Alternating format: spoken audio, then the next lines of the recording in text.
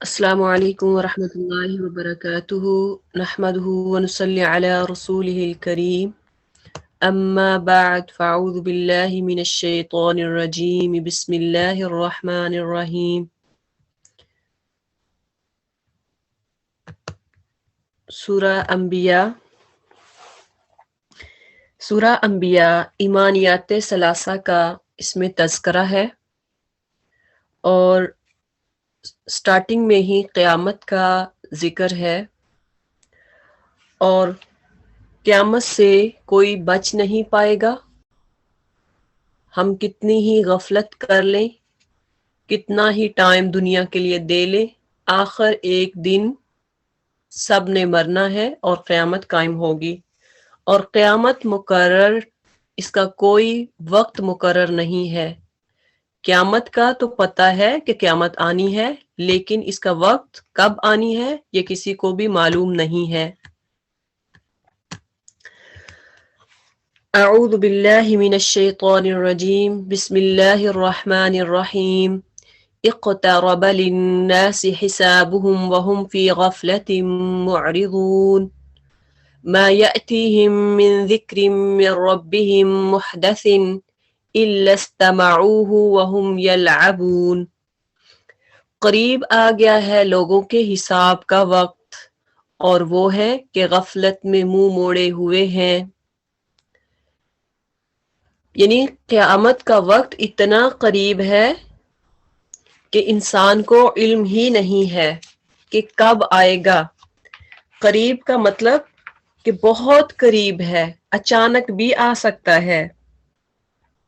وہ دور دور نہیں جب لوگوں کو اپنے حساب دینے کے لیے اپنے رب کے آگے حاضر ہونا ہوگا، کیونکہ نبی صلی اللہ علیہ وسلم نے فرمایا، آپ صلی اللہ علیہ وسلم نے اپنی 2 انگلیاں کھڑی کر کے فرمایا، بعثت انا والساعۃ کہاتین، میں ایسے وقت پر مبعوث کیا گیا ہوں کہ میں اور قیامت ان 2 انگلیوں کی طرح ہے. شہادت یعنی انڈیکس اور مڈل فنگر، ان دونوں کو کھڑا کر کے فرمایا کہ قیامت اور میں، میرا مبعوث ہونا، مجھے نبی بنانا، یہ ایسے ہی اتنے قریب ہے، قیامت اتنی قریب ہے جیسے یہ 2 انگلیاں قریب ہیں. تو اس لیے قیامت کی تیاری ہمیں اپنی زندگی میں ہی کرنی ہوگی.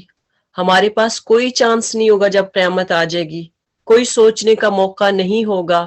ما یأتیہم من ذکر، ان کے پاس جو تازہ نصیحت ہی ان کے رب کی طرف سے آتی ہے اس کو بے تکلف سنتے ہیں اور کھیل میں پڑے رہتے ہیں. یعنی ایک طرف سے تو قرآن کو سنتے ہیں، یہ نصیحت قرآن اللہ کے نبی صلی اللہ علیہ وسلم اپنے زبان سے جو بیان فرماتے تھے لوگ سنتے تھے، اور ساتھ ہی کھیل میں پڑے رہتے کہ آج ہمارے ساتھ بھی ایسا نہیں کہ ہم قرآن کو پڑھتے ہیں، سنتے ہیں اور ساتھ ہی ہم اس پہ اپنی دنیا میں مگن ہو جاتے ہیں، قرآن کے احکامات کو بلا دیتے ہیں. لاہیتن قلوبہم، دل ان کے دوسری ہی فکروں میں منہمک ہے. اب دیکھیں کہ قرآن پڑھ رہے ہوتے ہیں لیکن دل کہیں اور ہوتا ہے، نماز پڑھ رہے ہیں دل کہیں اور لٹکا ہوا ہوتا ہے. وَأَسَرُّ النَّجْوَىٰ، اور ظالم آپس میں سرگوشیاں کرتے ہیں کہ یہ شخص آخر تم جیسا ایک بشر ہی تو ہے، پھر کیا تم اپنی آنکھوں دیکھو جادو کے پھندے میں پھنس جاؤ گے. یعنی یہ جو شخص ہے آپ صلی اللہ علیہ وسلم کے بارے میں کہتے تھے یہ ایک بشر ہی تو ہے، اور اس سے پہلے جتنے بھی انبیاء آئے وہ بھی سارے بشر ہی تھے، انسان ہی تھے، پھر کیا تم اپنی آنکھوں دیکھے جادو کے پھندے میں پھنس جاؤ گے. نعوذ باللہ، وہ نبی صلی اللہ علیہ وسلم سے کہا کرتے تھے کہ یہ ایک جادوگر ہے. قال ربی یعلم القول، رسول صلی اللہ علیہ وسلم نے کہا میرا رب ہر اس بات کو جانتا ہے جو آسمان اور زمین میں کی جائے. وَهُوَ السَّمِيعُ الْعَلِيمُ، وہ سمیع اور علیم ہے، وہ سننے والا اور دیکھنے والا ہے اور جاننے والا ہے. اللہ جان رہا ہے، اللہ کو علم ہے جو ہم کرتے ہیں، جو لوگ کہتے ہیں. بل قالوا اضغاث احلام، وہ کہتے ہیں بلکہ یہ پراگندہ خواب ہے، بلکہ یہ اس کی من گھڑت ہے، بلکہ یہ شاعر شخص ہے۔ آپ صلی اللہ علیہ وسلم کے بارے میں مشرکین کا یہ خیال تھا کہ نبی صلی اللہ علیہ وسلم خواب دیکھ کے لوگوں کو بتاتا ہے، رات کو خواب دیکھتا ہے، وہی خواب آ کے دوسروں کو بتا دیتا ہے، یا پھر کہا کرتے تھے یہ اپنے پاس سے چیزیں گھڑتا ہے، اپنے پاس سے بناتا ہے، اور ہمیں آ کے وہی کہتا ہے کہ یہ اللہ کے طرف سے نازل ہوئی ہے۔ یا پھر وہ کہا کرتے تھے کہ نعوذ باللہ نبی صلی اللہ علیہ وسلم ایک شاعر ہے، یہ قرآن کو عرفہ پڑھتا ہے، یہ شاعری کرتا ہے۔ عرفہ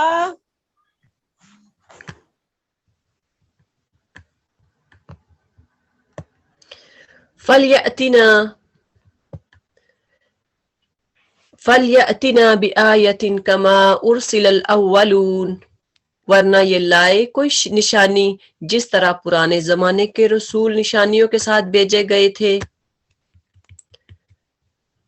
حالانکہ ان سے پہلے کوئی بستی بھی جسے ہم نے ہلاک کیا ایمان نہ لائی، اب کیا یہ ایمان لائیں گے؟ یعنی اللہ تعالیٰ فرما رہے ہیں کہ یہ جو کہتے ہیں کہ کوئی نشانی بھیجو، پہلی بھی امتوں نے نشانیاں مانگی تھیں، لیکن جب نشانی آ گئی انہوں نے ایمان نہ لایا، ایمان قبول نہ کیا، تو یہ بھی ایمان نہیں لائیں گے۔ کیا یہ قبول کریں گے ایمان؟ نہیں۔ وَمَا أَرْسَلْنَا قَبْلَكَ إِلَّا رِجَالًا نُوحِي، اور اے نبی صلی اللہ علیہ وسلم تم سے پہلے بھی ہم نے انسانوں ہی کو رسول بنا کر بھیجا تھا جن میں ہم وحی کیا کرتے تھے۔ تم لوگ اگر علم نہیں رکھتے تو اہل کتاب سے پوچھ لو۔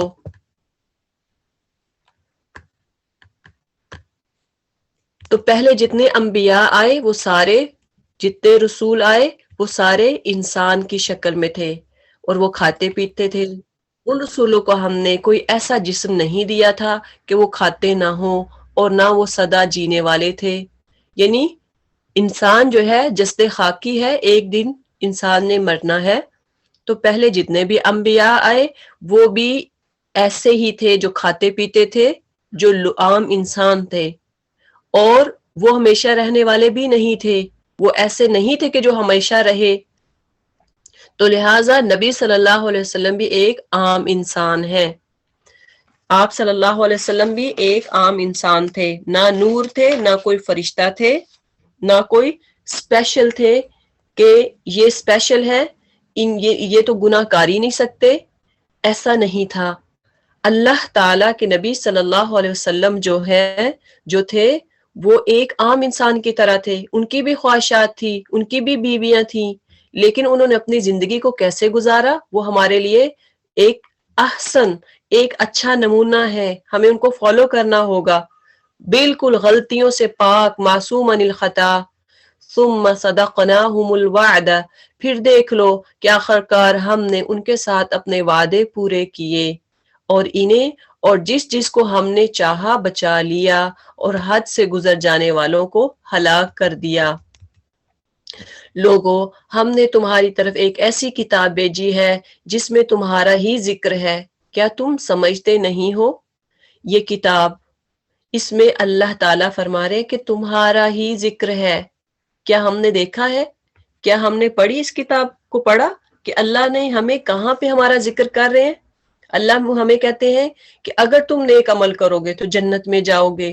تو یہ کس سے کہہ رہے ہیں؟ ہمیں کہہ رہے ہیں۔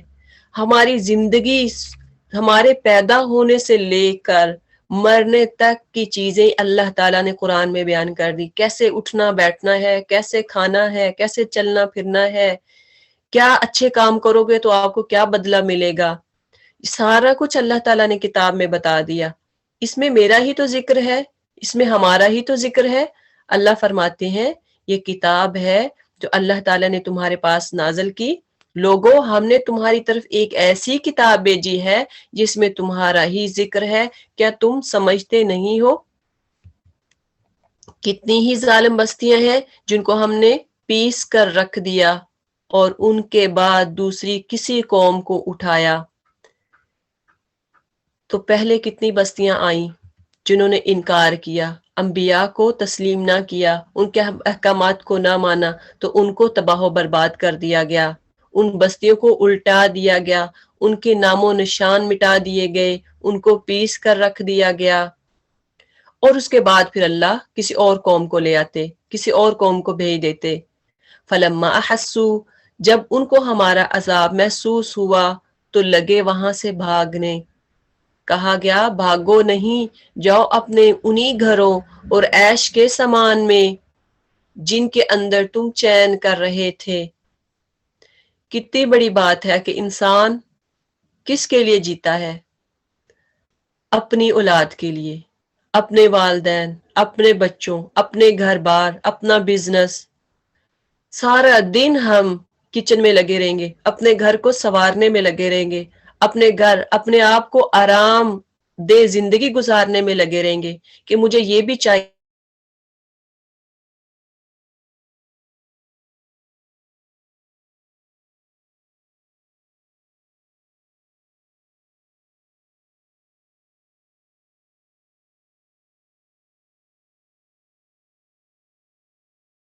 پھر بھاگے گا تو اللہ کہیں گے اب انہی عیاشیوں والے گھروں میں، انہی عیش والے گھروں میں تم چین کرو، رہو تم، جس میں تم چین کرتے رہے تھے، شاید کہ تم سے پوچھا جائے۔ لیکن پھر اس وقت اللہ تعالی ڈھیل، یہ جو ایک مہلت ہے یہ ختم کر دیں گے، یہ مہلت ہم سے ختم ہو جائے گی، سوچنے کا وقت ختم ہو جائے گا، پھر عیاشیاں، آرام، لگژریز لائف سب ختم ہو جائے گی۔ قالوا یا ویلنا انا کنا ظالمین، اور پھر انسان کیا کہے گا؟ کہنے لگے ہائے ہماری کم بختی، بے شک ہم خطاوار تھے، ہم غلط تھے۔ پھر انسان کہے گا کہ واقعی ہم نے اپنی زندگی میں جو کچھ کیا، قرآن کو پس پش ڈال دیا، قرآن کو ہم نے الماریوں میں سجا کے رکھ دیا، اوپر غلاف چڑھا کے اس کو اوپر دور کر کے رکھ دیا، ہم نے اس کو سمجھا ہی نہیں، عمل ہی نہیں کیا، تو ہائے ہماری کم بختی، ہم خطا کار تھے۔ فما زالت تلکا، اور وہ یہی پکارتے رہے یہاں تک کہ ہم نے ان کو کھلیان کر دیا، زندگی کا ایک شرارہ تک ان میں نہ رہا۔ دیکھیں کہ قبریں، وہ لوگ جو فوت ہو چکے ہمارے لیے عبرت کا نشان ہے کہ ان کی قبریں جو ہیں وہ سارے، کوئی امیر ہے کوئی غریب ہے، ہر طرح کا انسان قبروں میں خاموش پڑا ہوا ہے، ہمیں ان کو دیکھ کے عبرت حاصل کرنی چاہیے۔ وما خلقنا السماء والارض وما بينهما لاعبین، ہم نے اس آسمان اور زمین کو اور جو کچھ بھی ان میں ہے کچھ کھیل کے طور پہ نہیں بنایا ہے۔ اللہ کہتے ہیں آسمان اور زمین اور اس کے اندر جو کچھ میں اور آپ سب، اللہ نے کسی چیز کو کھیل کے طور پہ نہیں بنایا۔ اللہ نے اگر کھیلنا ہوتا تو پھر اللہ حساب کتاب نہ لیتا، پھر انسانوں کو پیدا نہیں کرتا۔ اللہ تعالیٰ کہتے ہیں اگر ہم کوئی کھلونا بنانا چاہتے اور بس یہی کچھ ہم کرنا ہوتا تو اپنے ہی پاس سے کر لیتے، پھر کیوں کسی کو پیدا کرنا تھا، کیوں لوگوں کو آزمائش میں ڈالنا تھا؟ بل نقذف بالحق، مگر ہم تو باطل پر حق کی چوٹ لگاتے ہیں اور جو اس کا سر توڑ دیتی ہے اور وہ دیکھتے دیکھتے مٹ جاتا ہے، اور تمہارے لیے تباہی ہے ان باتوں کی وجہ سے جو تم بناتے ہو۔ وَلَهُ مَن فِي السَّمَاوَاتِ وَالْأَرْضِ، زمین اور آسمانوں میں جو بھی مخلوق ہے اللہ کی ہے، اور جو فرشتے ان کے پاس ہیں وہ نہ اپنے آپ کو بڑا سمجھ کر اس کی زندگی سے سرتابی کرتے ہیں اور نہ ملول ہوتے ہیں۔ فرشتے جو ہیں وہ اللہ کا ہر حکم بجا لاتے ہیں، اللہ کا ہر کام بجا لاتے ہیں، ہر حکم بجا لاتے ہیں، وہ چوں چرا نہیں کرتے کہ میں یہ نہیں کروں گا، میں وہ نہیں کروں گا۔ مجھے اللہ نے کیوں پیدا کیا؟ انسان ہم کہتے ہیں کہ ساری آزمائشیں میرے لیے ہی تھی، ساری تکلیفیں میرے لیے ہی تھی۔ اچھا میں اللہ سے پوچھوں گی کہ اللہ میرے لیے ساری تکلیفیں میرے لیے کیوں تھی؟ میں نے کیا جرم کیا تھا؟ نعوذ باللہ، ہم اللہ سے قیامت والے دن چوں چرا نہیں کریں گے، ہم آگے پڑھیں گے اس کے بارے میں۔ تو اللہ تعالی جو فرشتے پیدا کیے ہیں اللہ تعالی کے احکامات کو بجا لاتے ہیں، شب و روز اس کی تسبیح کرتے رہتے ہیں، دم نہیں لیتے۔ ہم کہتے ہیں ہم تھک گئے، تھکاوٹ ہو جاتی ہے نا سارا دن کام کر کر کے۔ تو اب دیکھ لیں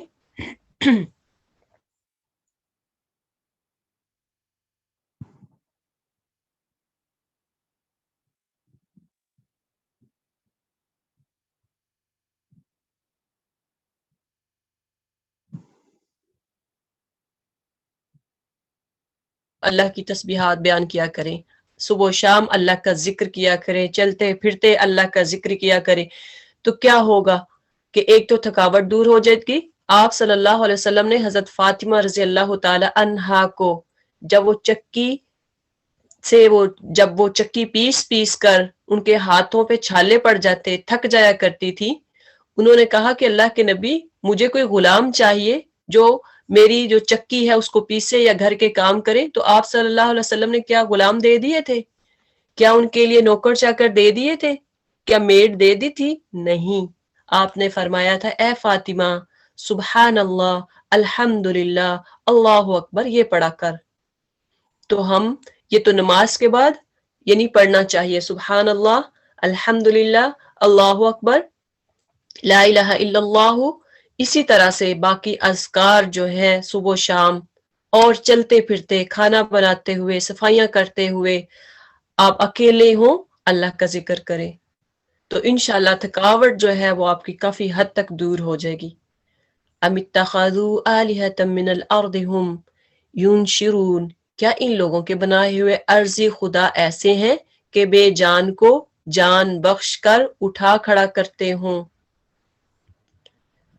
اگر آسمان و زمین میں ایک اللہ کے سوا دوسرے خدا بھی ہوتے تو زمین اور آسمان دونوں کا نظام بگڑ جاتا۔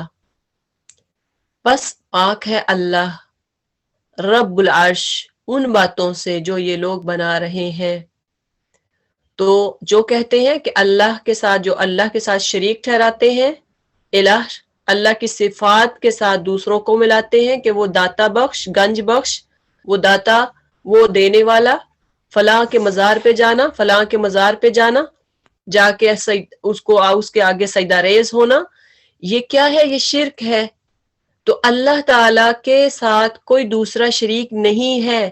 اگر ایسا ہوتا تو زمین میں فساد ہوتا، گھر میں بہو اور ساس کی نہیں بنتی، آپس میں لڑائیاں کرتی ہیں، وہ کہتی ہے میں اعلیٰ ہوں میری بات سننی چاہیے، بہو کہتی نہیں میری بات ماننی چاہیے، میری بات سننی چاہیے، یہ تو بڑی ہے، یہ تو اس کو تو عقل نہیں ہے، میں تو پڑھی لکھی ہوں مجھے زیادہ عقل ہے۔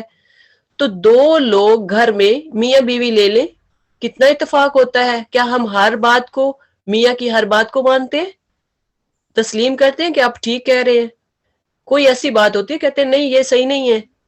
بہنیں دو لے لیں، کیا وہ ایک دوسرے کی بات کو ایکسپٹ کرتی ہیں، تسلیم کرتی ہیں کہ بالکل ایک بہن دوسری کے سے کہتی ہے یہ میں جو کر رہی ہوں صحیح کر رہی ہوں، وہ دوسری بھی کہے ہاں واقعی آپ صحیح کر رہی ہیں، پوری زندگی وہ اس کے ہاں میں ہاں ڈالتی رہے؟ کہ ایسا ہوتا ہے؟ نہیں ہوتا۔ تو اگر اللہ بھی دو ہوتے، الہ بھی دو ہوتے، معبود بھی دو ہوتے تو کیا ہوتا؟ زمین میں اللہ تعالیٰ فساتے لفسدتا، تو فساد ہوتا۔ اس لیے اللہ ایک ہے۔ فسبحان اللہ رب العرش عما یصفون، لا يسأل عما يفعل وهم يسألون، وہ اپنے کاموں کے لیے کسی کے آگے جواب دہ نہیں ہے اور سب جواب دہ ہیں۔ باقی سب سے پوچھا جائے گا قیامت والے دن کہ اللہ نے آپ کو جوانی دی تھی کیسے گزاری، بڑھاپا دیا تھا کیسے گزارا، عمر دی تھی کیسے ضائع کی، کیسے وقت گزارا۔ لیکن اللہ کسی کا جواب دہ نہیں ہوگا۔ ہم نہیں ہوتے کوئی پوچھنے والے کہ میں اللہ سے پوچھوں گی کہ اللہ سارے ظلم میرے لیے کیوں، ساری زیادتیاں میرے لیے کیوں؟ تو اللہ سے کوئی انسان نہیں پوچھ سکے گا، اللہ کسی کا جواب دہ نہیں ہوگا، ہم سب اللہ کے جواب دہ ہوں گے۔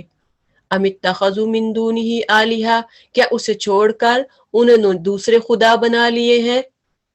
اے محمد صلی اللہ علیہ وسلم ان سے کہو کہ لاؤ اپنی دلیل، یہ کتاب بھی موجود ہے جس میں میرے دور کے لوگوں کے لیے نصیحت ہے، اور وہ کتابیں بھی موجود ہیں جن میں مجھ سے پہلے لوگوں کے لیے نصیحت تھی، مگر ان میں سے اکثر لوگ حقیقت سے بے خبر ہیں، اس لیے منہ موڑے ہوئے ہیں۔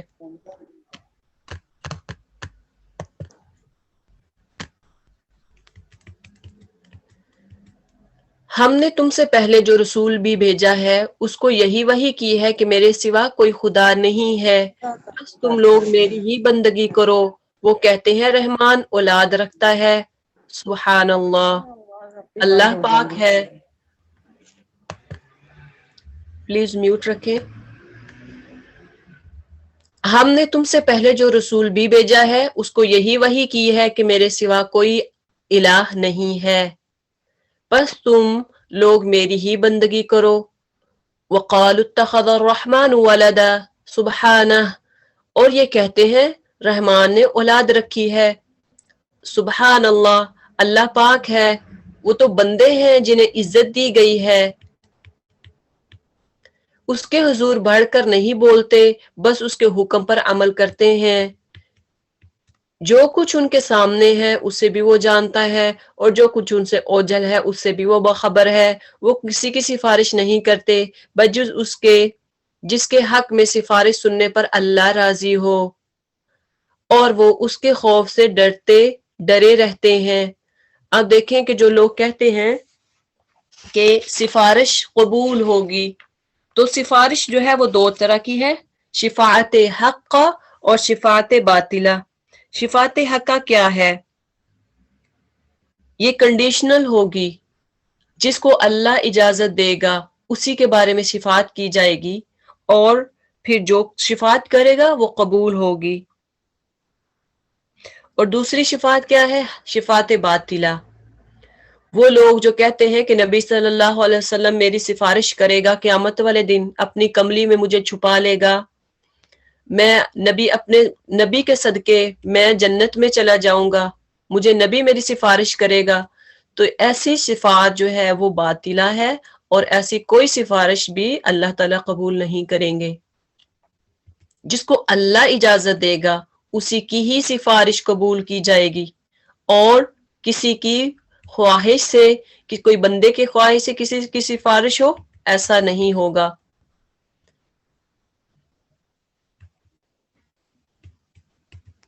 اور جو ان میں سے کوئی کہہ دے کہ اللہ کے سوا میں بھی ایک خدا ہوں تو اسے ہم جہنم کی سزا دیں گے، ہمارے ہاں ظالموں کا یہی بدلہ ہے۔ کیا وہ لوگ جنہوں نے نبی صلی اللہ علیہ وسلم کی بات ماننے سے انکار کر دیا ہے غور نہیں کرتے کہ یہ سب آسمان اور زمین باہم ملے ہوئے تھے، پھر ہم نے انہیں جدا کیا اور پانی سے ہر زندہ چیز پیدا کی، کیا وہ ہماری اس خلاقی کو نہیں مانتے جو ہم نے پیدا کیا؟ کیا اس کو یہ مانتے نہیں ہیں؟ اللہ تعالیٰ نے آسمان، یہ پہلے جو فلاق یعنی فلک کہا گیا ہے کہ یہ سب آسمان اور زمین پہلے ملے ہوئے تھے، لیکن پھر اللہ تعالیٰ نے ان کو الگ الگ کیا، ان کا دائرہ کار مقرر کیا، اور ہم نے زمین میں پہاڑ جما دیے تاکہ وہ انہیں لے کر ڈھلک نہ جائے۔ زمین پہلے ایک تختہ جیسی تھی، ہلتی جلتی تھی، لیکن پھر اللہ نے اس کے لیے میخیں گاڑ دی، پہاڑ بنا دیے، اور اس میں کشادہ راہیں بنا دی، شاید کہ یہ لوگ اپنا راستہ معلوم کر لیں۔ اور ہم نے آسمان کو ایک محفوظ چھت بنا دیا، مگر یہ ہے کہ اس نشانیوں کی طرف توجہ ہی نہیں دیتے۔ دیکھیں کہ اللہ نے محفوظ آسمان کو ایک چھت بنایا ہے، اگر گلیکسی اور باقی سٹارز اور باقی چیزیں اگر یہ زمین پہ کبھی کبھار گرتی رہتی تو کیا ہم اپنے گھروں کو محفوظ بنا سکتے؟ کیا لوگ محل بنا سکتے، تعمیر کر سکتے؟ نہیں، اللہ نے آسمان کو محفوظ بنایا، کوئی آسمان سے ایسی چیز نہیں گرتی جو انسان کو تباہ کر دے، جو اس کے گھروں کو تباہ کر دے، لیکن جو آفات آتی رہتی ہیں، جو طوفان اور باقی چیزیں، یہ انسان کو اللہ تعالیٰ جھنجھوڑنے کے لیے کرتا ہے۔ باقی آسمان کی ہر چیز اس کے مقام پہ، سورج، چاند، ستارے، ہر چیز اس کی جگہ پہ ٹھہرے ہوئے ہیں۔ وَهُوَ الَّذِي خَلَقَ اللَّيْلَ وَالنَّهَارَ، اور وہ اللہ ہی ہے جس نے رات اور دن بنائے اور سورج اور چاند کو پیدا کیا، سب ایک ایک فلک میں تیر رہے ہیں۔ اب دیکھیں کہ آسمان، سورج، چاند، دن اور رات کا آنا جانا، یہ سب کیا ہے؟ یہ اللہ کی نشانیاں ہیں۔ اے نبی صلی اللہ علیہ وسلم، ہمیشگی تو ہم نے تم سے پہلے بھی کسی انسان کے لیے نہیں رکھی۔ وَمَا جَعَلْنَا لِبَشَرٍ مِّن قَبْلِكَ الْخُلْدَ، کہ کوئی بھی انسان جو ہے وہ ہمیشہ رہنے والا نہیں ہے۔ اے محمد صلی اللہ علیہ وسلم، ہمیشگی تو ہم نے تم سے پہلے بھی کسی انسان کے لیے نہیں رکھی ہے، اگر تم مر گئے تو کیا یہ لوگ ہمیشہ جیتے رہیں گے؟ ہر جاندار کو موت کا مزہ چکھنا ہے، اور ہم اچھے اور برے حالات میں ڈال کر تم سب کو کی آزمائش کر رہے ہیں۔ اب دیکھیں کہ اللہ تعالیٰ سب کی آزمائش کر رہے ہیں. وَنَبْلُوكُمْ بِالشَّرِّ وَالْخَيْرِ فِتْنَةً. تو یہ کیا ہے؟ کسی کو مال دے کے آزماتے ہیں، دولت دے کے آزماتے ہیں، اولاد دے کے آزماتے ہیں، کنبہ قبیلہ دے کے آزماتے ہیں، اور کسی کو اللہ تعالیٰ یہ ساری چیزیں چھین کے آزماتے ہیں. وَإِلَيْنَا تُرْجَعُونَ. آخر کار تمہیں ہماری ہی طرف پلٹنا ہے. تو جب آزمائش آ جائے تو اس پہ کیسے صبر کرنا ہے؟ اس پہ جو صبر کرے گا وہی اللہ تعالیٰ کا مطیع و فرما بردار ہوگا، وہی جنت کا مستحق ہوگا. وَإِذَا رَآكَ الَّذِينَ كَفَرُوا. یہ منکرین حق جب تمہیں دیکھتے ہیں تو تمہارا مذاق بنا لیتے ہیں، کہتے ہیں کیا یہ ہے وہ شخص جو تمہارے خداؤں کا ذکر کیا کرتا ہے، اور ان کا اپنا حال یہ ہے کہ رحمان کے ذکر سے منکر ہے. خلق الانسان من عجل. انسان جلد باز مخلوق ہے. ابھی میں تم کو اپنی نشانیاں دکھائی دیتا ہوں، جلدی نہ مچاؤ. تو انسان جو ہے جلدی میں ہے. انسان خلق الانسان من عجل، یعنی انسان بہت جلد باز ہے. ہر چیز ہم اپنی مثال لیں تو کوئی بھی چیز ہم نے خریدنی ہو تو کہتے کیوں نہ ابھی خرید لی جائے. بچے جب ضد کرتے ہیں کہ میں نے فلاں چیز لینی، آپ کہیں اچھا ایک ویک بعد دلاؤں گی یا اگلے مہینے دلاؤں گی، سیلری آئے گی، تو وہ کہے گا نہیں ابھی اسی وقت آن دا اسپاٹ ابھی چاہیے مجھے. تو انسان جلد باز ہے. فوراً اس کو حکمت عملی کا نہیں پتا، حکمت عملی نہیں آتی. اس کو یہ ہوتا ہے کہ بس مجھے ابھی چیزیں مل جائیں، جو بھی ہے ابھی ہو جائے. وَيَقُولُونَ مَتَى هَذَا الْوَعْدُ إِن كُنتُمْ صَادِقِينَ. یہ لوگ کہتے ہیں آخر یہ دھمکی پوری کب ہوگی اگر تم سچے ہو. جلد باز ہے نا، اسی لیے کہتا ہے کہ کب پورا ہوگا.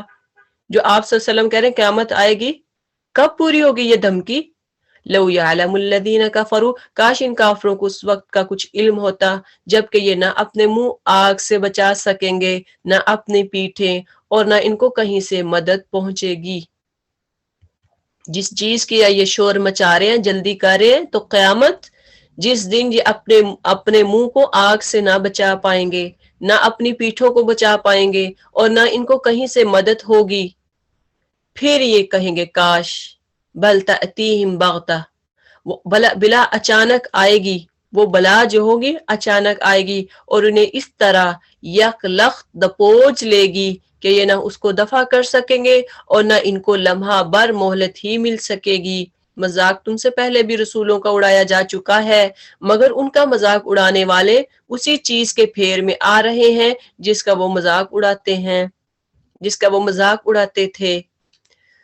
اے نبی صلی اللہ علیہ وسلم ان سے کہو کون ہے جو رات کو یا دن کو تمہیں رحمان سے بچا سکتا ہو، مگر یہ اپنے رب کی نصیحت سے منہ موڑ رہے ہیں. تو کوئی ایسی ذات نہیں جو اللہ تعالی سے، جو رحمان سے کسی کو بچا سکے. جب آخرت آئے گی، قیامت آئے گی، موت آئے گی، تو اچانک کوئی کسی کو نہیں بچا سکتا. کیا یہ کچھ ایسے خدا رکھتے ہیں جو ہمارے مقابلے میں ان کی حمایت کریں؟ وہ نہ تو خود اپنی مدد کر سکتے ہیں، نہ ہماری ہی تائید ان کو حاصل ہے.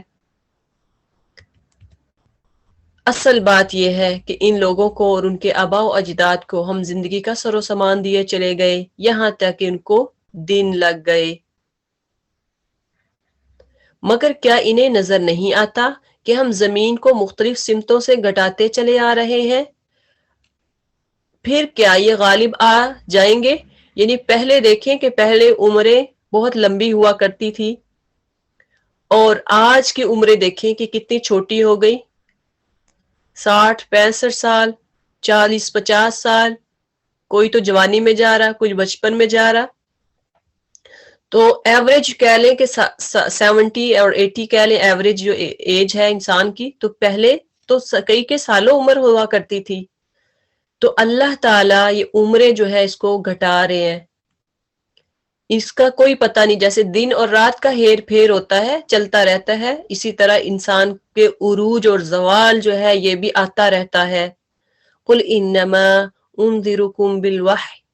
ان سے کہہ دو کہ میں تو وحی کی بنا پر تمہیں متنبع کر رہا ہوں، مگر بہرے پکار کو نہیں سنا کرتے جبکہ انہیں خبردار کیا جائے۔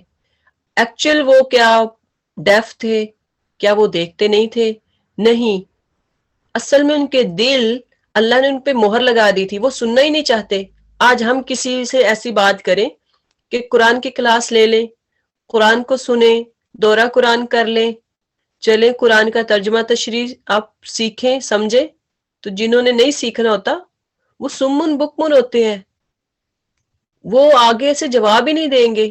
وہ ان کو ایسے لگے گا اگر آپ محفل میں بیٹھے 8-10 لیڈیز ہیں یا 8-10 لوگ ہیں، آپ کہیں کہ اچھا فلاں جگہ پہ فلاں دن کو درس ہوتا ہے، وہ سنتے ہیں تو کچھ تو اگنور ہی کر دیں گی، ایسے جیسے کچھ سنا ہی نہیں ہے، سنی انسنی کر دیں گی، وہ آپ کی بات کو ٹس سے مس نہیں کریں گی۔ اور جن کو اللہ تعالی سیدھے رستے کی ہدایت دے وہ کہیں گے ٹھیک ہے ہمیں بتائیں۔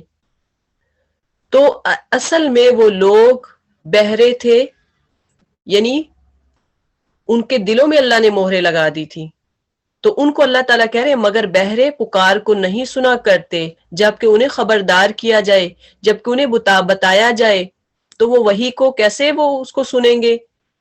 وہ اصل میں نہیں تھے لیکن اللہ نے ان کے دلوں پر مہر لگا دی تھی۔ اور اگر تیرے رب کا عذاب ذرا سا انہیں چھو جائے تو ابھی چیخ اٹھیں کہ ہائے ہماری کم بختی، بے شک ہم خطاوار تھے۔ جب انسان پہ سختیاں آتی ہیں نا تو پھر اللہ کی طرف دوڑتا ہے، اس سے پہلے اگر اس کو آرام سے زندگی اپنی گزار ہے تو پھر تو انسان اللہ کے قریب بھی نہیں جاتا۔ وہ پھر کیا کہتا ہے؟ نظر نیاز کس سے کرواتے ہیں؟ غیر اللہ سے، کسی قبر سے، کسی مردہ سے، کسی بابے سے، کسی مجاور سے، کسی ولی سے۔ لیکن جب کوئی تکلیف آتی ہے تو پھر اللہ کے ہاں بھاگتا ہے انسان، پھر کیا کہتا ہے؟ پھر اپنی غلطی کو بھی مانتا ہے، ہاں میری کم بختی، ہم خطاوار تھے، ہم نے غلطیاں کی تھیں۔ وَنَدَعُ، لیکن جب غلطی کر کے انسان مان جائے اور پھر اللہ کی طرف آ جائے تو پھر بڑی بات ہوتی ہے۔ لیکن انسان پھر غلطی ماننے کے بعد، تسلیم کرنے کے بعد پھر لگ جائے گناہ پر تو وہ انسان گناہ گار ہوتا ہے، اور اللہ تعالیٰ اس کو اور گناہوں میں بڑھاتے جاتے ہیں کہ آخر اس کی نکیل کھینچ لیتے ہیں اور اس کو موت آ جاتی ہے، پھر وہ جہنمی ہوتا ہے۔ وَنَدَعُ الْمَوَازِنَ الْقِسْطَ، اب دیکھیں یہاں قیامت کے روز ہم ٹھیک ٹھیک تولنے والے ترازو رکھ دیں گے۔ اگر اللہ چاہے تو کیا ویسے ہی اللہ نہیں بتا سکتا کہ یہ نیک ہے، یہ بد ہے، اس نے برائیاں کی، اس نے اچھائیاں کی، اس کو جنت دے دے؟ اللہ کہتے ہیں ٹھیک ٹھیک تولنے والا ترازو رکھ دیں گے، ایک ایک نیکی تولی جائے گی، ایک ایک گناہ کو ناپا جائے گا، پھر کسی شخص پر ذرا برابر ظلم نہ ہوگا، جس کا رائی کے دانے برابر بھی کچھ کیا دھرا ہوگا ہم سامنے لے آئیں گے، اور حساب لگانے کے لیے ہم کافی ہیں۔ تو اللہ تعالی ہمیں بغیر حساب کے جنت دے دے، بغیر حساب کے، بغیر ناپے تولے۔ کچھ لوگ ہوں گے جو قیامت والے دن بغیر حساب کے جنت میں جائیں گے، اللہ ہمیں ان میں شامل فرما دے۔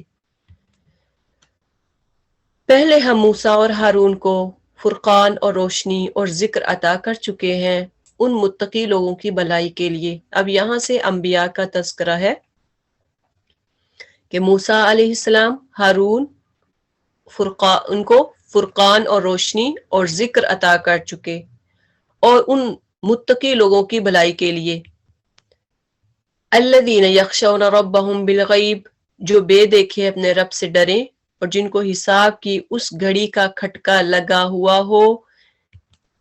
اور اب یہ بابرکت ذکر ہم نے تمہارے لیے نازل کیا ہے، پھر کیا تم اس کو قبول کرنے سے انکاری ہو؟ اس سے بھی پہلے ہم نے ابراہیم کو اس کی خوش مندی بخشی تھی، رشد ہدایت بخشی تھی، اور ہم اس کو خوب جانتے تھے۔ اب رشد جو ہے، ہدایت، یہ خوش مندی میں ہے، یعنی اگر اللہ تعالی کسی کو ہدایت دیتا ہے تو گویا اس کو خوش ہونا چاہیے کہ جب ہدایت جو ہے اللہ تعالیٰ جس کو بھی عطا کرتا ہے اس کے لیے اللہ تعالیٰ بھلائی کا ارادہ کرتا ہے۔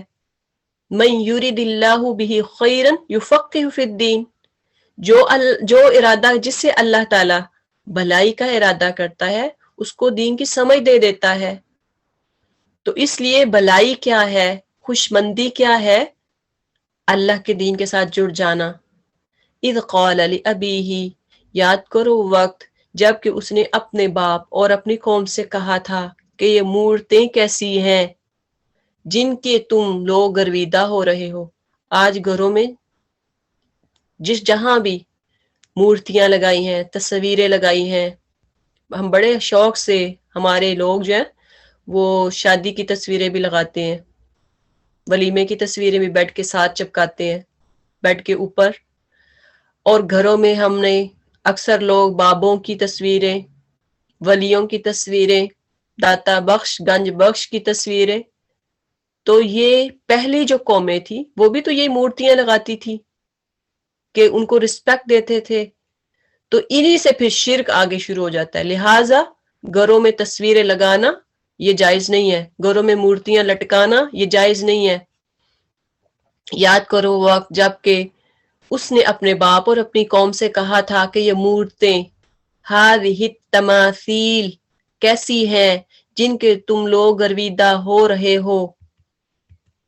انہوں نے جواب دیا ہم نے اپنے باپ دادا کو ان کی عبادت کرتے پایا ہے. اس نے کہا تم بھی گمراہ ہو اور تمہارے باپ دادا بھی سری گمراہی میں پڑے ہوئے تھے. انہوں نے کہا کیا تو ہمارے سامنے اپنی اصلی خیالات پیش کر رہا ہے یا مذاق کرتا ہے؟ قال بل ربک رب السماوات والارض الذی فطرہن.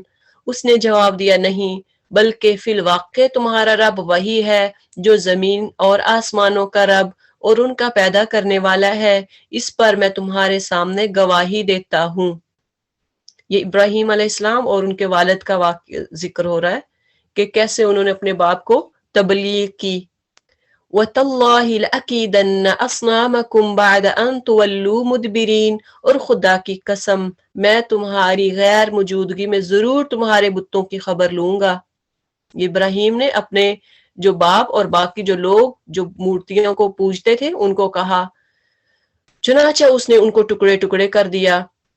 اصل میں شارٹ واقعہ کچھ یوں تھا کہ ابراہیم علیہ السلام نے جب اپنے باپ کو دیکھا کہ وہ مورتیاں بناتے ہیں اپنے ہاتھ سے، پھر انہی کو پوجتے ہیں اور لوگ بھی انہی کو پوجتے ہیں، تو انہوں نے کہا کہ میں ان کو ضرور توڑوں گا. ایک دن میلہ تھا، سارے لوگ میلے پہ گئے اور ابراہیم کو بھی انہوں نے کہا کہ چلو تم بھی میلے پہ چلو. تو انہوں نے کہا کہ نہیں میں بیمار ہوں، میں میلے پہ نہیں جاؤں گا. تو پھر اس کے بعد سارے لوگ چلے گئے، ابراہیم علیہ السلام واپس اپنے گھر میں ٹھہرے. جب وہ سارے لوگ میلے پہ گئے تو پیچھے سے ابراہیم علیہ السلام نے کلہاڑا لیا اور جتنے بھی بت پڑے ہوئے تھے ان کو کاٹنا، ان کو مارنا شروع کر دیا، ان کو کاٹنا شروع کر دیا، سوائے ایک بت کے جو سب سے بڑا تھا. آگے دیکھتے ہیں کیا ہوا. پھر اس نے ان کو ٹکڑے ٹکڑے کر دیا اور صرف ان کے بڑے کو چھوڑ دیا تاکہ وہ شاید وہ اس کی طرف رجوع کریں. ایک بڑے کو چھوڑ دیا اور کلہاڑا بھی اس کے کندھے پہ رکھ دیا. قال من فعل هذا بآلهتنا. آج جب واپس آئے تو کیا کہتے ہیں کہ یہ کس نے کیا؟ جب انہوں نے دیکھا کہ سارے بت بکھرے پڑے، ٹوٹے پڑے، کرچی کرچی ہوئے ہیں، تو انہوں نے پوچھا کہ من فعل هذا بآلهتنا. ہمارے معبودوں کا حال کس نے کر دیا؟ انه لمن الظالمین. جس نے بھی کیا ہے بڑا ہی کوئی ظالم تھا، یعنی جس نے بھی یہ ہمارا بتوں کا حال کیا وہ بہت ظالم تھا. قالوا سمعنا فتن. کسی نے بعض لوگ بولے ہم نے ایک نوجوان کو ان کا ذکر کرتے ہوئے سنا تھا جن کا نام ابراہیم ہے. انہوں نے کہا تو پکڑ لاؤ اسے سب کے سامنے تاکہ لوگ دیکھ لیں ان کی کیسی خبر لی جاتی ہے. قالوا اانت فعلت هذا بآلهتنا یا ابراہیم. کیا کہتے ہیں؟ ابراہیم کے آنے پر انہوں نے پوچھا کیوں ابراہیم تو نے ہمارے خداؤں کے ساتھ یہ حرکت کی ہے؟ اس نے جواب دیا بلکہ یہ سب کچھ ان کے اس سردار نے کیا ہے، انہی سے پوچھ لو اگر یہ بولتے ہیں. تو ابراہیم علیہ السلام نے کس کی طرف اشارہ کیا؟ وہ جو ایک بت چھوڑ دیا تھا جس کے کندھے پہ کلہاڑا چھوڑ دیا اس کی طرف اشارہ کیا کہ اس سے پوچھو اگر یہ بول سکتا ہے، کیونکہ ان کو پتا تھا کہ یہ بول نہیں سکتا، یہ کیا جواب دے گا. یہ سن کر وہ لوگ اپنے ضمیر کی طرف پلٹے. فرجعوا الی انفسہم. تھوڑی سی ملامت ہوئی کہ اب اس سے کیا پوچھیں، کیا بت بول سکتا ہے؟ کیا کوئی تصویر بول سکتی ہے؟ کیا کوئی مجسمہ بول سکتا ہے؟ انہوں نے اپنی ضمیر کی طرف تھوڑا سا شرمندہ ہوئے. فقالوا انکم انتم الظالمون، اپنے دلوں میں کہنے لگے واقع تم خود ہی ظالم ہو.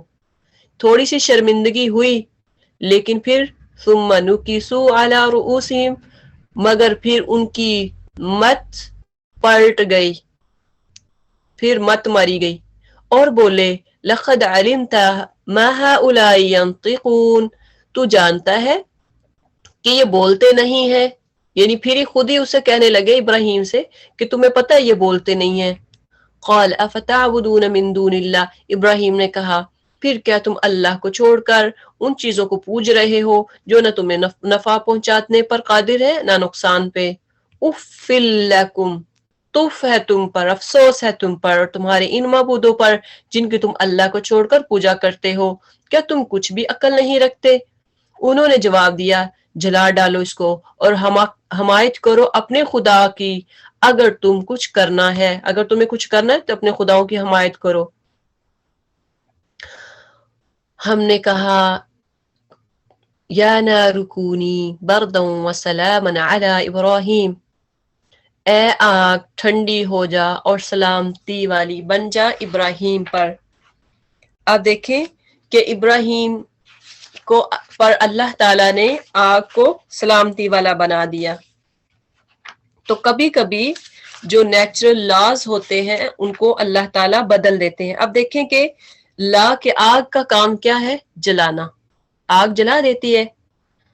تو فزیکل لا اللہ نے بھیجا، اللہ نے آگ کو کہا کہ ٹھنڈی اور سلامتی والی ہو جا. تو کبھی کبھی اللہ تعالیٰ اپنے فزیکل لا کو بدل دیتے ہیں. جیسا کہ موسیٰ علیہ السلام جب سمندر کو پار کر رہے تھے تو اس وقت دریا کو پار کر رہے تھے تو اس وقت کیا ہوا تھا؟ دریا کے دونوں ہی سے راستہ بن گیا درمیان سے. تو پانی کا کیا ہوتا ہے؟ چلنا ہوتا ہے پانی کا کام، رکنا نہیں، ٹھہرنا نہیں ہوتا. لیکن کبھی کبھار اللہ تعالیٰ لوگوں کو دکھانے کے لیے کہ یہ کاش عبرت حاصل کر لیں. وَأَرَادُوا بِهِ كَيْدًا، وہ چاہتے تھے کہ ابراہیم کے ساتھ برائی کریں مگر ہم نے ان کو بری طرح ناکام کر دیا اور ہم اسے اور لوط کو بچا کر اس سرزمین کی طرف نکال لے گئے جس میں ہم نے دنیا والوں کے لیے برکتیں رکھی ہیں. یہ جو برکتوں والی زمین، اللہ کا گھر بیت اللہ، اس کے بارے میں ہم پہلے پڑھ بھی چکے ہیں. لیکن یہ جو بتوں کا معاملہ انہوں نے اپنے والد اور یہ توڑنے کا معاملہ جو ہوا بتوں کو توڑنے کا، یہ پہلے نہیں پڑھا. وَوَهَبْنَا لَهُ إِسْحَاقَ، اور ہم نے اسے اسحاق عطا کیا اور یعقوب اس پر مزید. وَكُلًّا جَعَلْنَا صَالِحًا، اور ہر ایک کو صالح بنایا. تو اللہ تعالیٰ نے حضرت ابراہیم کو نرینہ اولاد سے نوازا. یہاں سے انبیاء کی لڑی کا سلسلہ شروع ہوا جو کہ آپ صلی اللہ علیہ وسلم تک ختم ہوا. تو اسحاق اور اسماعیل کی اولاد اور پھر آگے بڑھتی بڑھتی یعنی آپ نے پڑھا ہوگا کہ سارے انبیاء جو آئے وہ اسحاق کی اولاد سے، سوائے نبی صلی اللہ علیہ وسلم وہ اسماعیل کی اولاد سے نسل سے تھے. اور اللہ کہتے ہیں وَكُلًّا جَعَلْنَا صَالِحِينَ، اور ہر ایک کو صالح بنایا. کیونکہ انہوں نے دعا کی تھی نا اللہ تعالیٰ سے کہ میری اولاد کو نیک بنا دے اور میری امت کے لیے، یہ جو آگے امت آنے والی ہے اس کے لیے ایسی اولاد بنا دے جو کہ یہ تیرا جو دین ہے اس کو لے کے پھیلائے.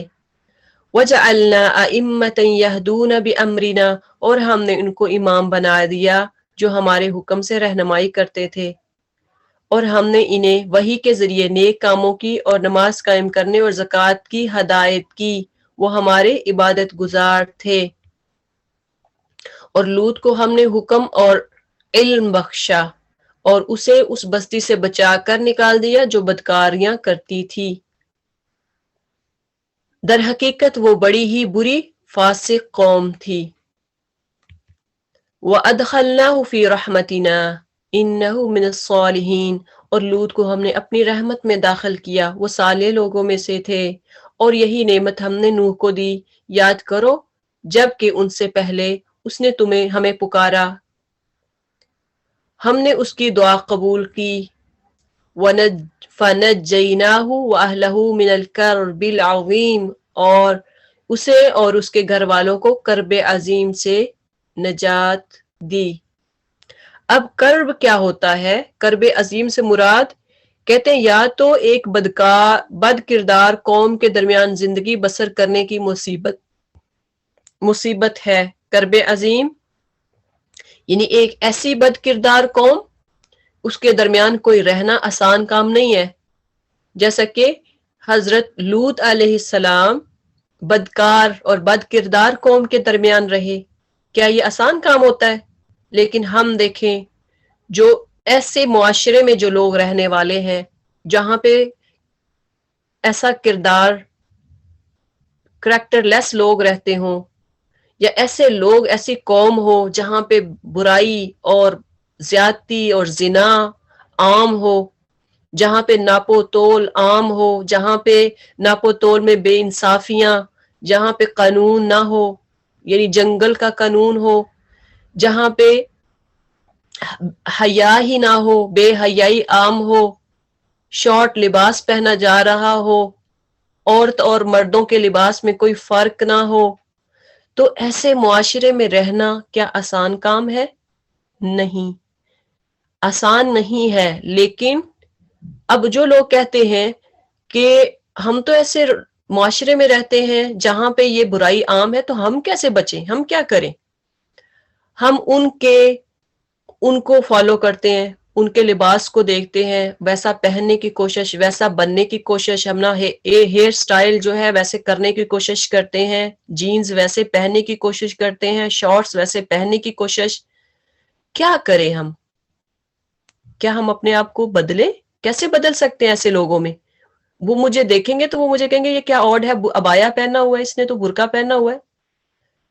تو پھر اگر بدلنا مشکل تھا تو اللہ نے دیکھے کہ کیسے لوط علیہ السلام کو وہاں سے بچایا، ایسے لوگوں میں سے بچایا، ایسی قوم سے بچایا، تو کیا ہم اپنے آپ کو نہیں بچا سکتے؟ ہم اپنے آپ کو انبیاء کا فالوور بناتے ہیں، ہم اپنے آپ کو انبیاء کا فالوور سمجھتے ہیں، تو ہم کیوں نہ ایسے اپنے آپ کو بچائیں ایسی قوم سے، ایسے لوگوں سے۔ ہم اپنے آپ کو اپنی شریعت کو جو نبی صلی اللہ علیہ وسلم کا دین ہے اس پہ عمل کریں۔ صحابیات کیسے اپنے آپ کو کور کر کے رکھتی تھی، حجاب میں رہتی تھی۔ تو جو کرنے والے ہیں اللہ تعالی، جو اپنے آپ کو کرب العظیم سے بچاتے ہیں، ایسی قوم سے بچاتے ہیں جو بد کردار قوم ہوتی ہے، اپنے آپ کو وہاں سے بچا لیتے ہیں، محفوظ رکھتے ہیں، تو ان کے لیے ایوارڈ بھی بہت بڑا ہوتا ہے، ان کے لیے انعام بھی بہت بڑا ہوتا ہے۔ جیسا کہ لوط علیہ السلام کو اللہ تعالیٰ نے بچایا، اور کیا فرمایا کہ وَأَدْخَلْنَاهُ فِي رَحْمَتِنَا، پھر ایسے نہیں چھوڑ دیا تھا، لوط کو ہم نے اپنی رحمت میں داخل کیا، اللہ نے ان کو اپنی رحمت میں داخل کیا، اور وہ صالح لوگوں میں سے تھا۔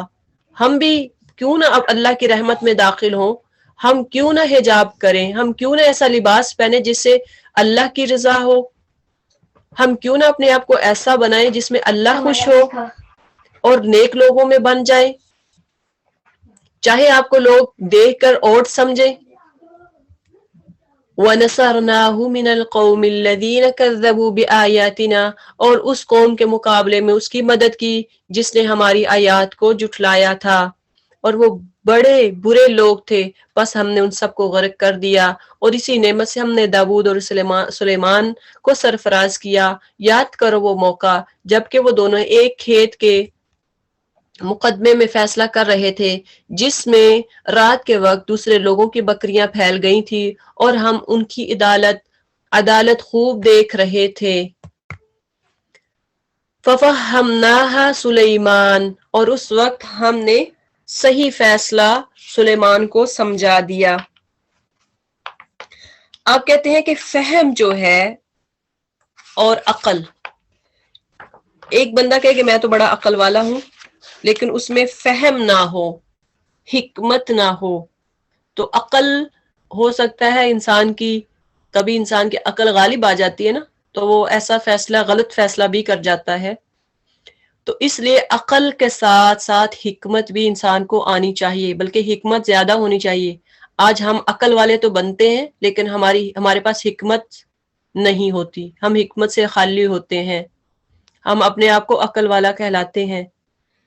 تو ابن تیمیہ جو ہے وہ ہمیشہ ایک دعا کرتے تھے، یا مفہم سلیمان مفہمنی، یعنی اے سلیمان کو حکمت دینے والے مجھے بھی حکمت سکھا دے۔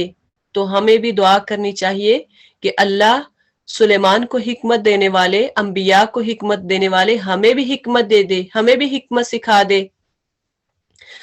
اور اسی طرح سے قرآن میں بھی آتا ہے فمن اوتی الحکمت، جس کو حکمت دی گئی، فقد اوتی خیرا کثیرا، اس کو بہت زیادہ بلائی اللہ تعالیٰ نواز دیتے ہیں۔ تو آپ دیکھیں کہ اگر کسی کو حکمت ہے، کسی کوئی معاملہ طے کرنے میں فراست ہے، تو پھر سمجھ لیں کہ اس کو بہت زیادہ بھلائی دی گئی۔ اب آپ کی عقل اور آپ کی حکمت کس کام میں آپ اس کو استعمال کرتے ہیں۔ وَسَخَّرْنَا مَعَ دَاوُودَ الْجِبَالَ يُسَبِّحْنَ وَالطَّيْرَ، حالانکہ حکمت، حکم اور علم ہم نے دونوں ہی کو عطا کیا تھا۔ داود کے ساتھ ہم نے پہاڑوں اور پرندوں کو مسخر کر دیا تھا جو تسبیح کرتے تھے، اس فعل کے کرنے والے ہی ہم ہی تھے۔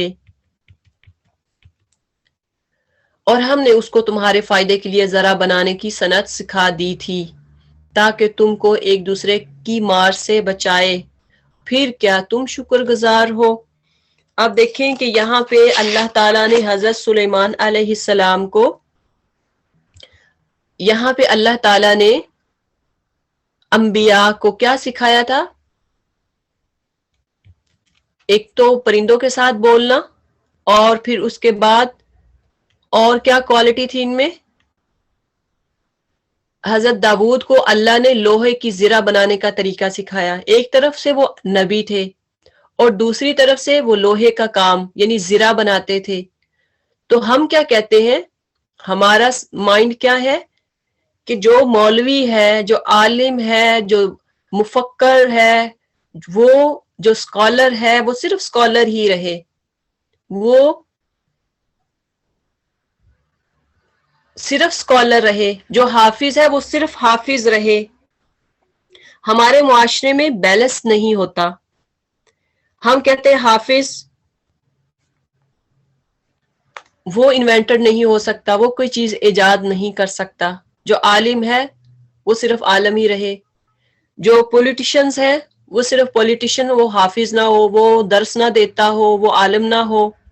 تو پھر جب ہمارا یہ مائنڈ سیٹ بنتا ہے کہ عالم بس اپنا کام کرے، وہ سیاست میں نہ آئے، تو پھر کون ان لوگوں کو کون دین سکھائے گا؟ سیاست والوں کو کون دین سکھائے گا؟ انوینٹرز جو ہیں ان کو کون دین سکھائے گا؟ تو اگر ہمارے ملک میں، ہمارے معاشرے میں ایسا ہو کہ جو عالم ہو وہ انوینٹر بھی ہو، جو عالم ہے وہ پولیٹیشنز بھی ہوں، تو کتنا اچھا ہے۔ اکثر میں دیکھنے کو ملتا ہے کہ جو عالم ہو اگر وہ پولیٹیشین یعنی کوئی پولیٹیکل بات کر دے تو اس کو گالیاں ملتی ہیں، اور کیا کہا جاتا ہے کہ صرف یہ تو عالم ہے نا، بس دین کی باتیں کرو، دین والے کو چاہیے بس دین کی باتیں کرے اور کوئی سیاسی بات نہ کرے۔ تو یہ غلط ہے۔ علامہ اقبال کا شعر بھی ہے نا جس کا مفہوم یہ ہے کہ سیاست اگر دین سے الگ ہو تو چنگیزی رہ جاتی ہے، یہ مفہوم ہے ان کے شعر کا۔ تو چنگیزی جو ہے، جب ہم دین والے کہیں کہ صرف دین ہی پھیلانا ہے تو اس میں دنیا کی کوئی بات نہ ہو، تو پھر کیا ہے؟ پھر صرف ہمارا کام یہی رہ گیا کہ صرف دین پھیلائیں، دنیا میں جو بھی دنیاوی جو سائنٹیفکیٹ جو چیزیں ہو رہی ہیں وہ ہونے دیں، جو کچھ ہو رہا ہے ہونے دیں۔ تو دیکھیں کہ دین اور دنیا، دینی علم ہو یا دنیاوی علم ہو، یہ دونوں ضروری ہے، اور جس کو دونوں علم آتے ہیں وہ سونے پہ سہاگا ہوتا ہے۔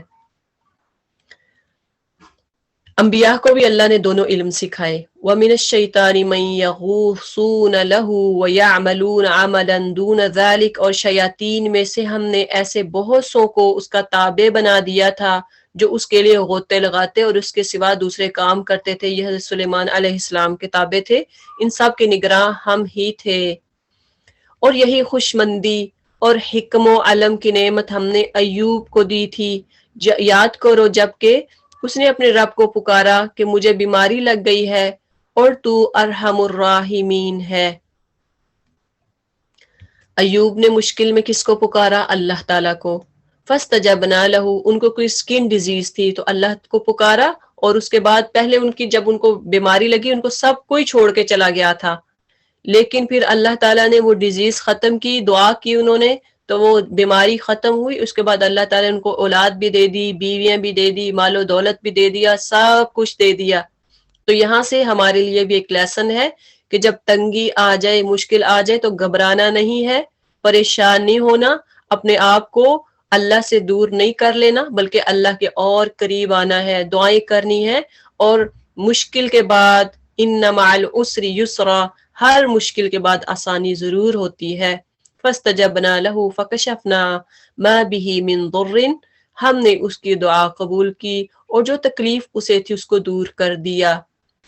وَآتَيْنَاهُ أَهْلَهُ، اور صرف اس کے اہل و عیال ہی کو اس کو نہیں دیا بلکہ ان کے ساتھ اتنے ہی اور بھی دیے اپنی خاص رحمت کے طور پر، اس لیے کہ یہ ایک سبق ہو عبادت گزاروں کے لیے.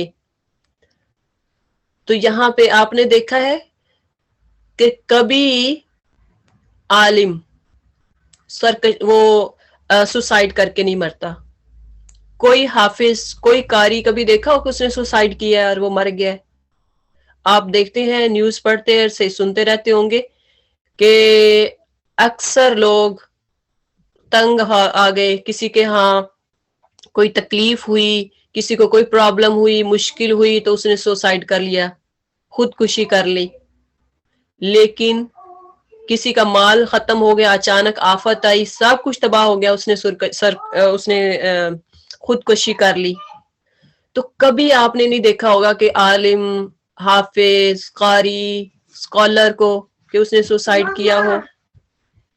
تو اللہ تعالی عبادت گزار جو ہوتے ہیں، جو اللہ کا ذکر کرنے والے ہوتے ہیں، اللہ تعالیٰ ان کو نوازتا رہتا ہے، اللہ تعالیٰ ان کو دیتا رہتا ہے.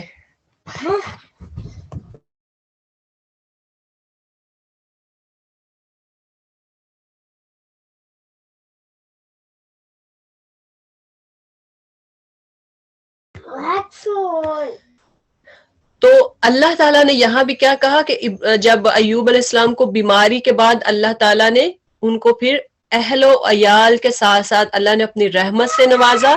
اللہ تعالیٰ کہتے ہیں کیوں؟ وَذِكْرَى لِلْعَابِدِينَ، کیونکہ یہ ایک سبق ہو عبادت گزاروں کے لیے. آپ عبادت، کچھ لوگ ہیں وہ اپنے بچوں کو حافظ اور عالم نہیں بناتے، اسکالر نہیں بناتے، مدرسوں میں نہیں ڈالتے.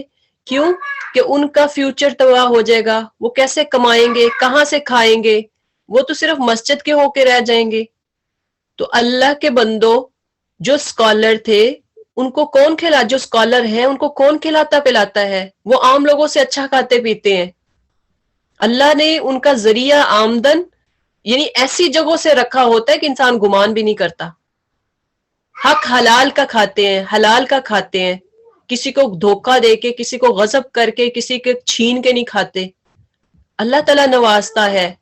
کبھی بھی اپنے بچوں کو اس لیے دین سے دور نہ کریں کہ ان کا فیوچر تباہ ہو جائے گا. قرآن سیکھے گا، حفظ کرے گا، اسکالر بنے گا تو یہ کہاں سے کھائے پیے گا؟ کوئی سائنسدان ہوگا. ہم اپنے بچوں کو ڈاکٹر بناتے ہیں، سائنسدان بناتے ہیں صرف اس لیے کہ ان کا فیوچر سیکیور ہو. Yes okay.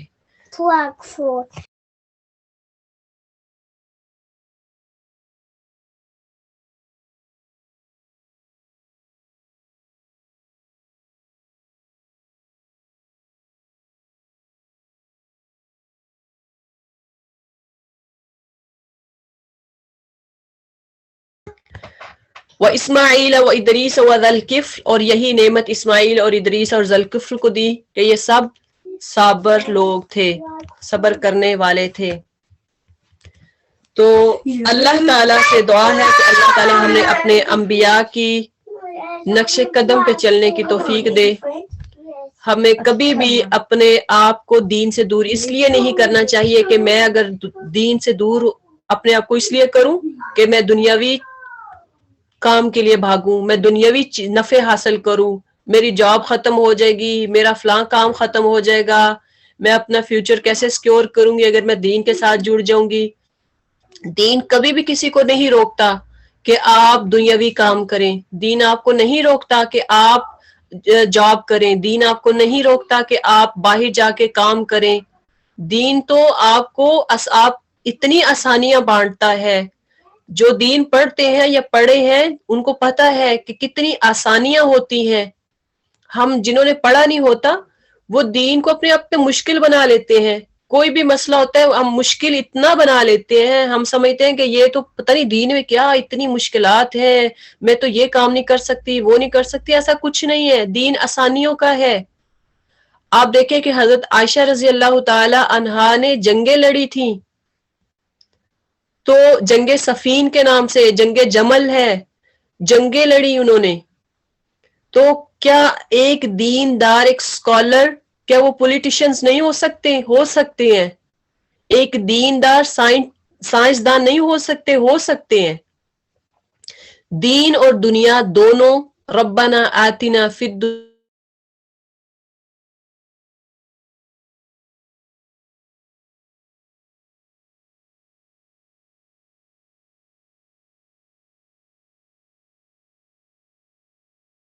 بندہ کہے کہ میں نے صرف دنیا ہی کمانی ہے تو وہ دنیا تو وبال جان بن جائے گی اگر جس کو دین نہیں آتا ہوگا، جو دین نہیں پڑھا ہوگا۔ تو دین اور دنیا دونوں لازم و ملزوم ہیں۔ اللہ تعالیٰ سے دعا ہے اللہ تعالیٰ ہمیں دین اور دنیا دونوں دے اور اچھی دے۔ سبحان ربک رب العزت عما یصفون وسلام علی المرسلین والحمد للہ رب العالمین۔ سبحانك اللهم وبحمدك نشهد ان لا اله الا انت نستغفرك ونتوب اليك آمين آمين يا رب العالمين۔